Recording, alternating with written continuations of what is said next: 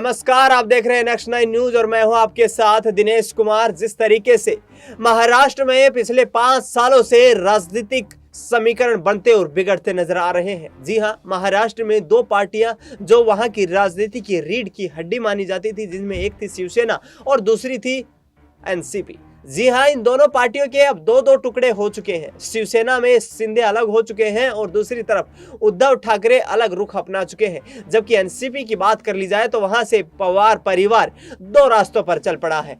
आज जिस तरीके से पिछले कुछ वक्त में राहुल नार्वेकर के फैसले का इंतजार था, उसके बाद महाराष्ट्र विधानसभा में स्पीकर राहुल नार्वेकर अपना फैसला देते हैं कि यहां पर 40 विधायकों की मौजूदगी वाला शिंदे गुट ही शिवसेना का असली दावेदार है। इस पर उद्धव ठाकरे को काफी आपत्ति हुई और आज उन्होंने सुप्रीम कोर्ट का रुख अख्तियार कर लिया है। जी हां, सुप्रीम कोर्ट में याचिका दाखिल कर दी है। राहुल नार्वेकर जो कि महाराष्ट्र विधानसभा स्पीकर हैं, उनके फैसले को चुनौती देते हुए यहां पर उद्धव ठाकरे सुप्रीम कोर्ट पहुंचे हैं और वहां से उन्होंने कहा है कि कानूनी लड़ाई लड़ते नजर आएंगे। जिस तरीके से गैर कानूनी तरीके से यहां पर शिंदे ने पार्टी का नाम और निशान छीना है, वो कहीं ना कहीं उनके लिए गले की फांस बनता नजर आ रहा है।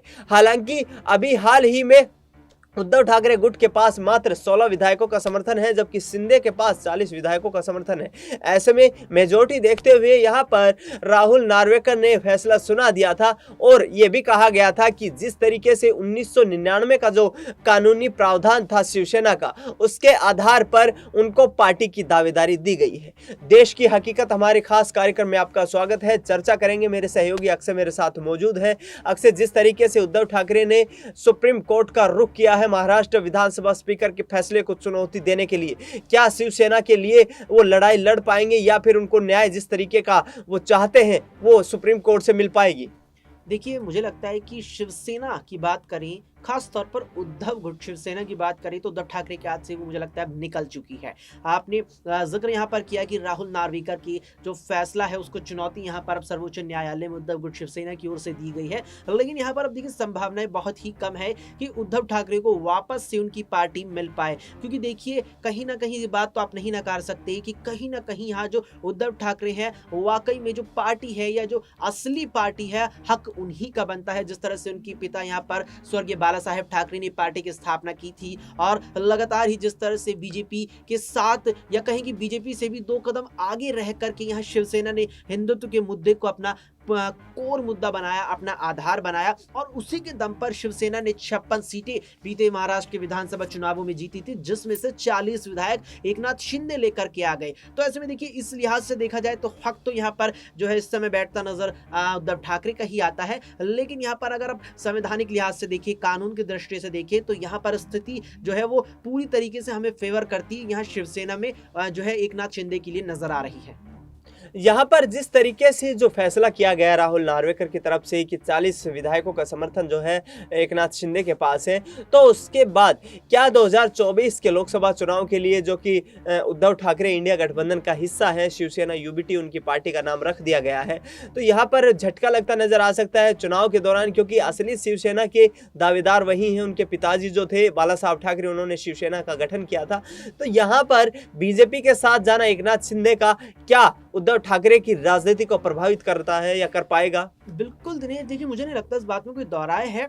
आप सीधा इस चीज से लगा लीजिए कि जब पिछले साल की जून और जुलाई महीने में ये विवाद चल रहा था, और जहां तक मुझे ध्यान आता है वो जून का ही महीना था यहाँ पर, जब पूरी तरीके से एकनाथ शिंदे 40 विधायकों के साथ अलग होकर के एनडीए में शामिल हो गए थे और एनडीए ने उन्हें मुख्यमंत्री बना दिया। तब आप देखिए कि उससे पहले तक महाराष्ट्र के मुख्यमंत्री उद्धव ठाकरे थे, और जैसे ही एकनाथ शिंदे ने 40 विधायकों के साथ अपने पैर पीछे लिए, उद्धव ठाकरे क्या रह गए? मात्र अपनी पार्टी के नेता, और मुख्यमंत्री बन गए यहाँ पर एकनाथ शिंदे।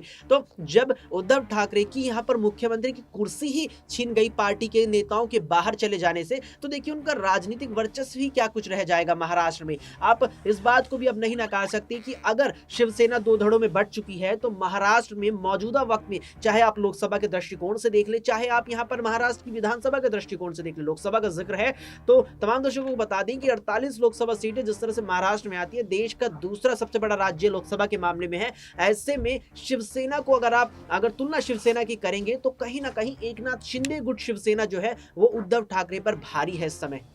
यहाँ पर थोड़ा सा मुद्दे से हटकर बात करना चाहूंगा राम मंदिर, क्योंकि जरूरी है इस पर चर्चा करना। राम मंदिर जो कि कोर मुद्दा रहा है यहाँ पर भारतीय जनता पार्टी के अलावा शिवसेना का, तो यहाँ पर जिस तरीके से निमंत्रण ना देना उद्धव ठाकरे को और उसके बाद से कहीं ना कहीं उनका पार्टी से एक तरीके से दरकिनार कर देना, किनारा कर लेना, पार्टी में दो फाड़ कर देना, क्या अपने कोर मुद्दे से शिवसेना यहाँ पर भटक चुकी है या फिर भाजपा जो है वो इस मुद्दे को, पूरे मुद्दे को हाईजैक कर चुकी है? देखिए बिल्कुल मुझे नहीं लगता इस बात में भी कोई दोहराए है, क्योंकि आप इस बात को भी नहीं नकार सकते जब साल 1956 में शिवसेना का गठन बाला साहेब ठाकरे ने किया था, तो वही बात मैं दोहराऊंगा कि उनका मुद्दा क्या था, उनका कोर एजेंडा क्या था, उनका आधार क्या था। उनका आधार था हिंदुत्व। आप देखिए जिस तरह से कल्याण सिंह की यहाँ पर सरकार उत्तर प्रदेश में थी जब बाबरी का विध्वंस हुआ, तो उस बाबरी विध्वंस में बड़ी भूमिका यहाँ पर शिव सैनिकों की मानी गई थी। यहाँ पर बाला साहेब ठाकरे उसके बाद भी साफ तौर पर कहते नजर आए थे कि हाँ वे हमारे ही शिव सैनिक थे जिन्होंने बाबरी का विध्वंस किया। और बाबरी मस्जिद का विध्वंस देखिए किस लिए हुआ,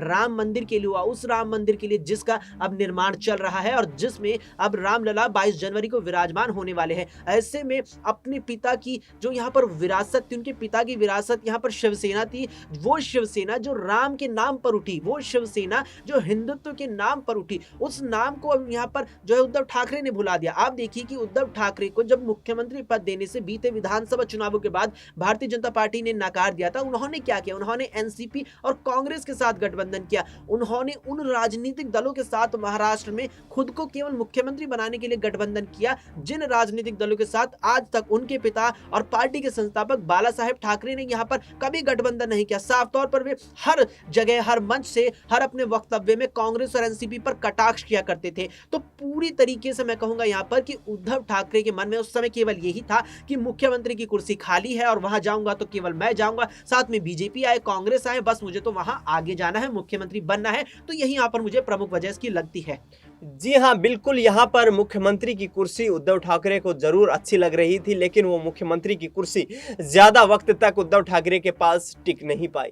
उत्तर प्रदेश के बाद महाराष्ट्र ऐसा राज्य है जहां पर लोकसभा चुनाव में 48 सीटें, यानी कि दूसरे नंबर पर सबसे ज्यादा सीटें आती हैं। ऐसे में देखना यही होगा कि अब कमजोर हो चुकी उद्धव ठाकरे की शिवसेना के पास यहाँ पर कितनी सीटों पर चुनाव लड़ने का मौका मिल पाता है। और इसके साथ साथ यदि यहाँ से सुप्रीम कोर्ट कोई उनको झटका देता है तो वह फिर क्या अगला कदम उठाएंगे, क्योंकि जिस आधार पर यहाँ शिवसेना एकनाथ शिंदे के कब्जे में आती दिखाई दे रही है, महाराष्ट्र विधानसभा चुनाव में वो जीत हासिल कर चुके हैं। तो ऐसे में जिस तरीके से उद्धव ठाकरे का जो राजनीतिक करियर है, पार्टी का सियासी भविष्य है, वो हाशिए पर आ चुका है। तो इसके बाद लगातार देखना यही होगा कि क्या यहाँ से उद्धव ठाकरे महाराष्ट्र की राजनीति में, महाराष्ट्र के लोगों में फिर से उनके दिलों में अपनी जगह बना पाएंगे। फिलहाल हमारी इस खास कार्यक्रम देश के हकीकत में इतना ही। देश दुनिया की तमाम बड़ी खबरों के लिए आप देखते रहिए नेक्स्ट 9 न्यूज़।